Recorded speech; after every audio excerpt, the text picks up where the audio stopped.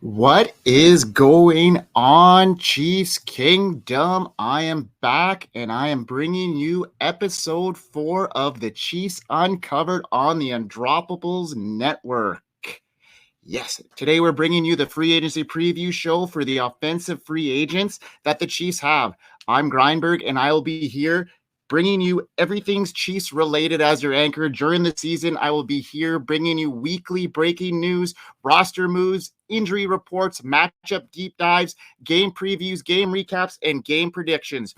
Like I mentioned on my last couple of shows, I want to bring some of you, the viewers, the die-hard Chiefs members onto the show and talk Chiefs ball. So if you are a passionate Chiefs fan and want a chance to talk ball about your favorite team on this platform, shoot me a DM on Twitter at FFCanuck99. We have a big guest coming our way next week. Daniel Harms from the Football Guys will be joining us on our show to talk about Chiefs ball. So if you want to be just like Daniel and be on the show, shoot me a DM.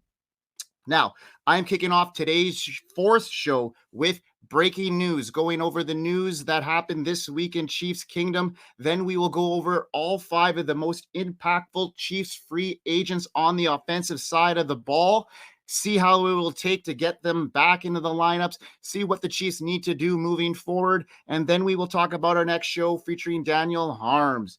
And without further ado, let's get this show started. Let's get this Chiefs free agency offensive players preview show started on the Chiefs on the Undroppables Network.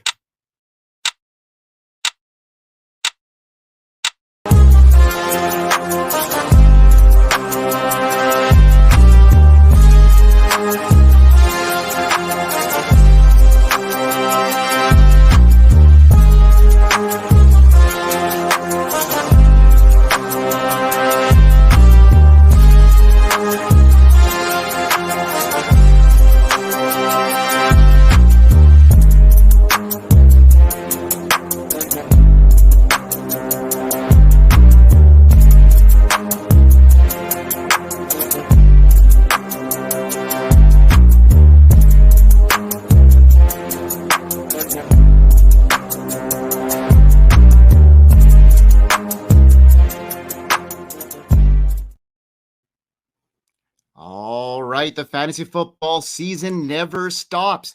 Did you know you can already draft for the 2024 season on Underdog Fantasy, the easiest place to play fantasy football? The big board is a pre-draft NFL fantasy football contest with all the incoming rookies in the player pool. Draft your team in 20 rounds, and that is it. Best ball format, so you get the optimal score to fill your starting lineup.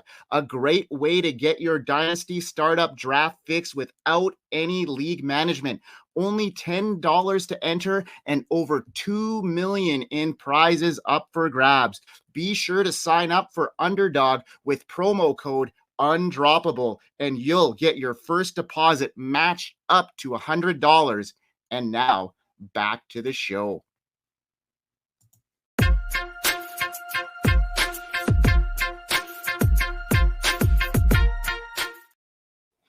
So we got some news to hit up right now.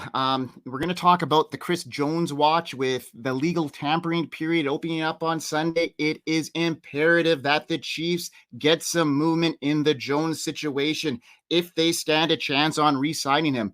My fear is that he gets to free agency and there may be many teams willing to break the bank for Jones, especially after the Ravens tag Justin Madubuike, further slimming down the defensive line free agent pool.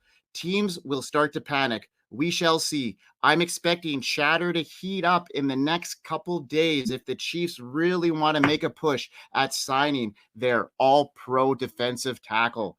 Now, L'Jarius Sneed has been franchise tagged. The Kansas City Chiefs have informed Sneed that he is being franchise tagged by the club. By tagging Sneed, the Chiefs will now need to pay him a cool $19.8 million for the 2024 season.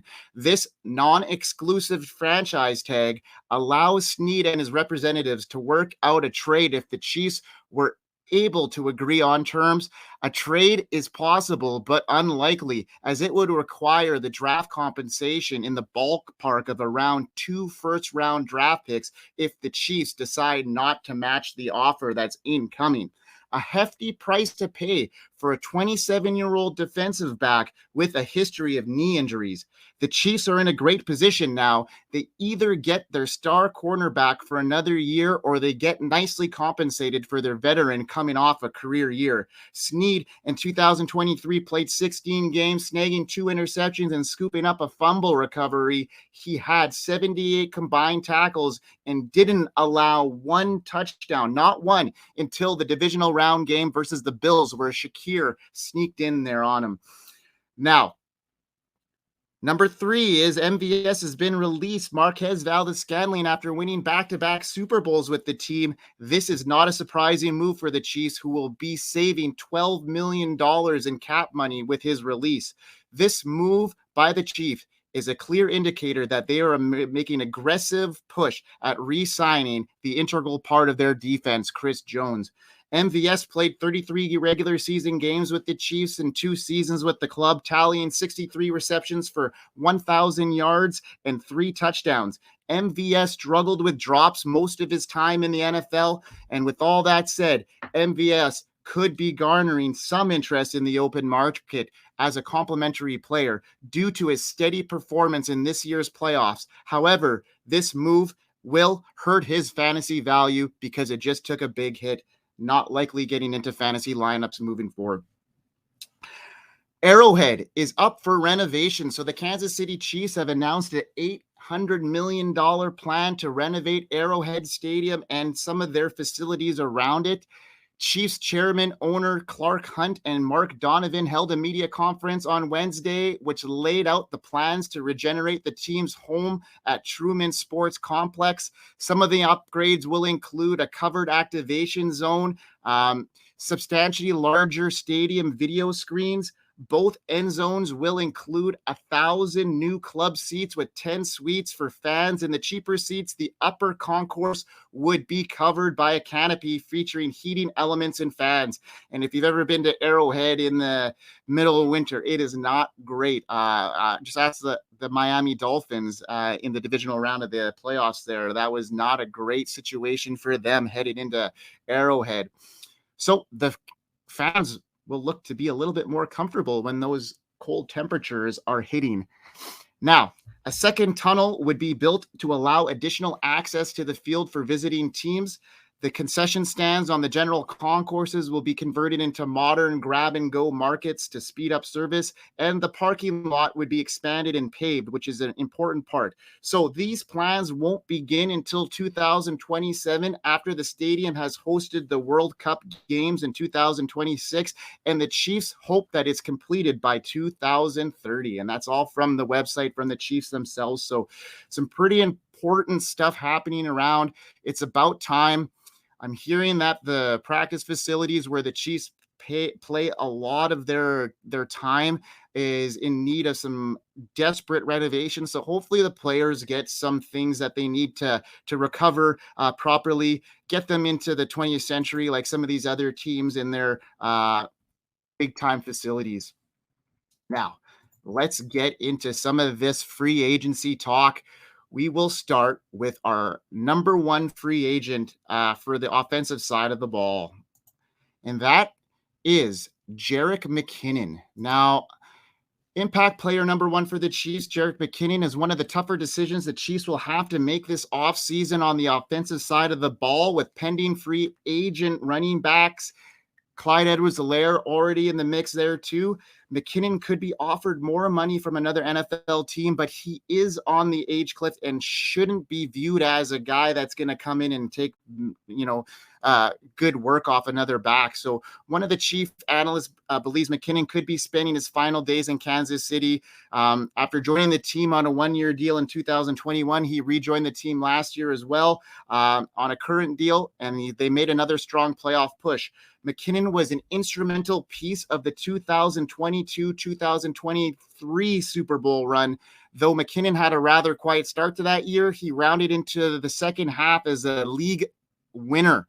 Okay, weeks 13 through 18, Mckinnon caught 8 total touchdowns. In week 17, he set an NFL record in consecutive games with receiving touchdowns by a running back. So that season was huge for Mckinnon, and people are still replaying it in their minds. He was activated for the Super Bowl this year, made a couple plays in that game. So I'm expecting him to be back with the Chiefs, honestly, on a very cap friendly deal. Jerick McKinnon is one of 2 running backs as a pending free agent alongside Clyde Edwards-Helaire.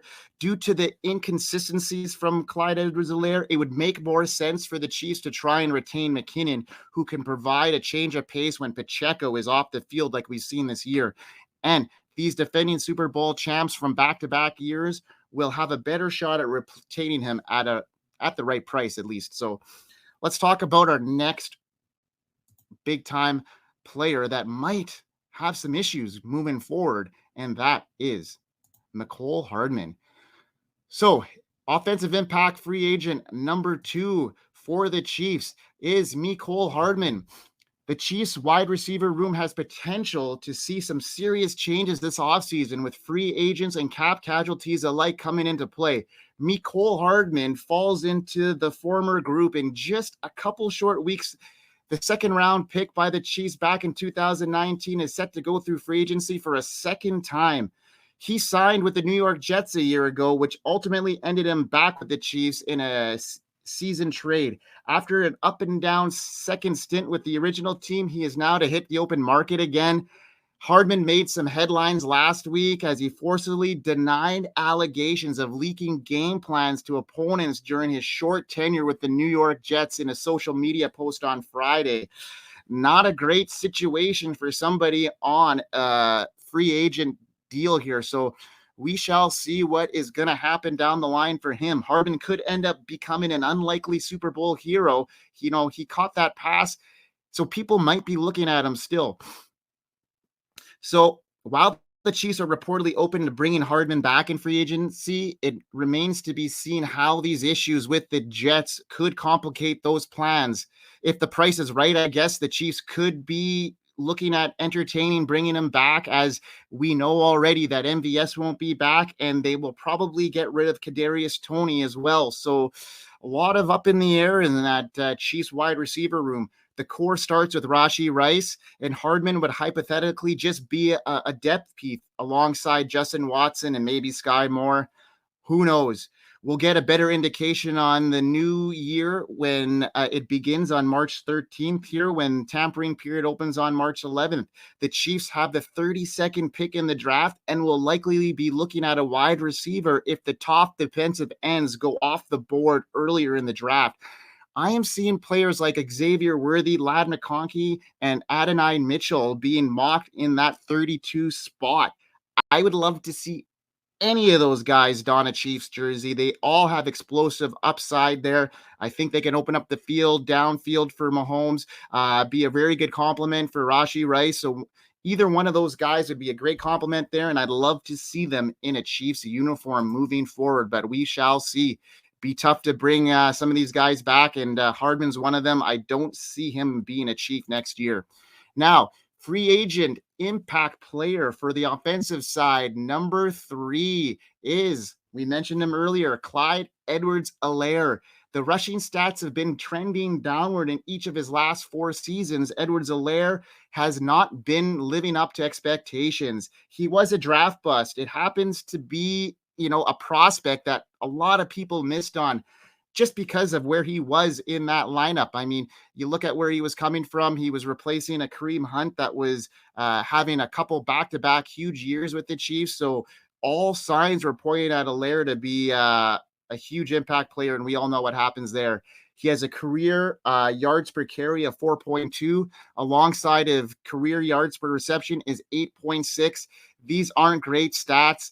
The Chiefs effectively completely phased him out of the running back position this year, and until Pacheco got injured in the later stages, where Clyde Edwards-Helaire had a couple big games there. If you remember that catch he made in the end zone, that was a spectacular catch that might put him on some team's radar for for him on the cheap. He barely played for the Chiefs in 2023. I'm pretty sure he has played his last down for the Chiefs, but we shall see about that. Now, let's get into the offensive line here, and let's talk about the Chiefs offensive free agent, offensive impact player number 4, and that is Donovan Smith, the longtime Tampa Bay Buccaneers offensive tackle. Signed a 1-year deal with the Chiefs that was worth $9 million last year, a second-round selection from the Bucs back in 2015. Smith was a constant in the starting lineup for the Bucs over the last 8 years until he became a Chief last year. He started 124 games for the Bucs prior to joining the Chiefs last year. Smith was brought in to revitalize his career, and that didn't really go to plan. Smith was one of the worst players on that offensive line, giving up some of the most pressures in the league.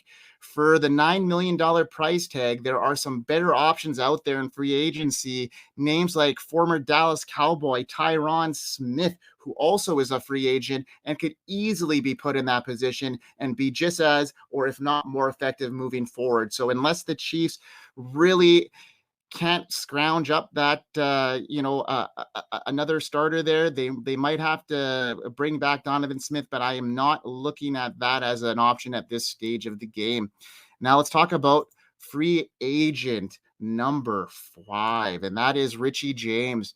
Now, Richie James came to the Chiefs last year off on a 1-year deal right off of playing for the Giants.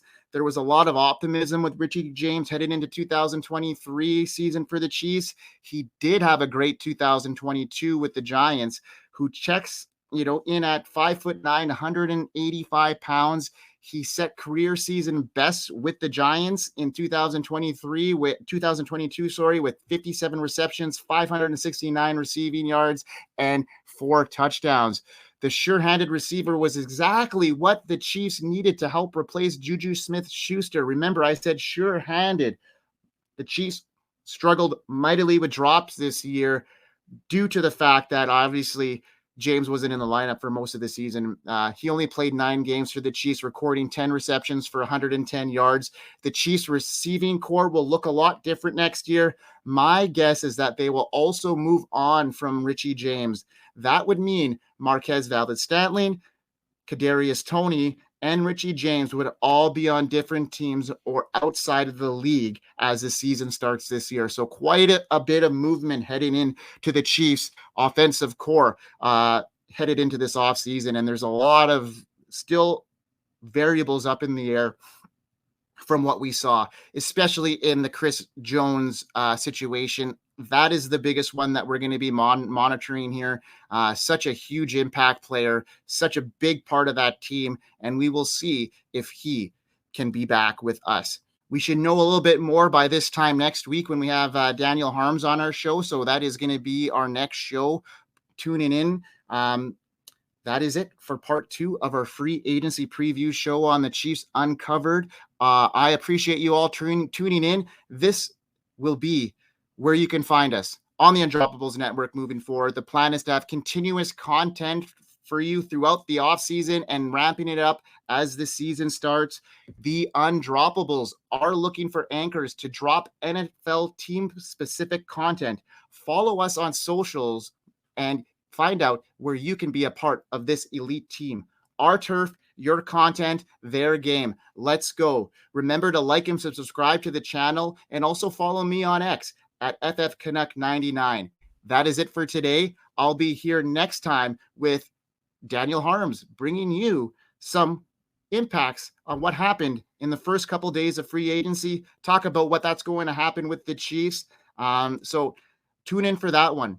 Thank you, everyone, for tuning in to the Undroppables Network. I'm Grindberg, and this is the Chiefs Uncovered.